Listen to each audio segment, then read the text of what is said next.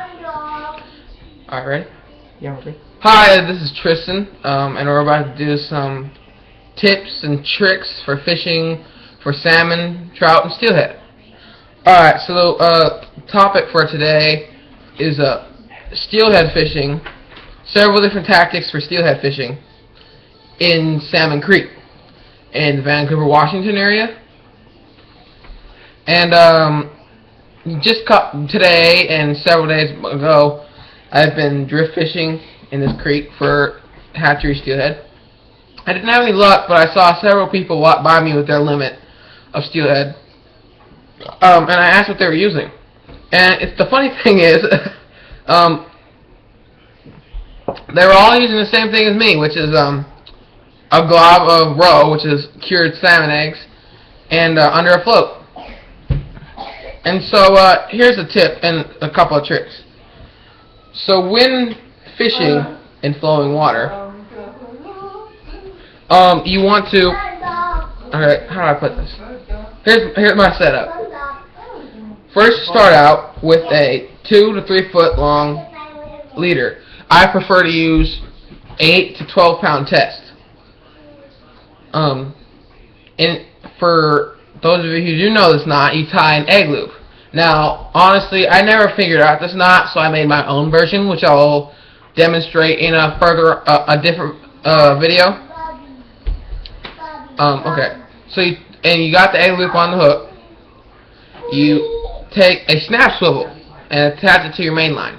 But before you do that, you slide a bobber stop onto your main line and a slip float, a decent sized slip float, not too small and not too big, but just like a medium size. Okay, and then you that's not a slip float. And then you put a bead, and depending on what kind of weight you're using, you can use a slip weight, and then you can tie the main line. You slide it on the main line and attach it to the swivel, or you forget the swivel and you take an inline weight, preferably a ½ ounce, and you tie the main line to one side of the inline weight and the leader to one side. Doesn't matter. Okay? And so then you slip out the egg loop, okay? You tighten it and you put the roe inside the egg loop.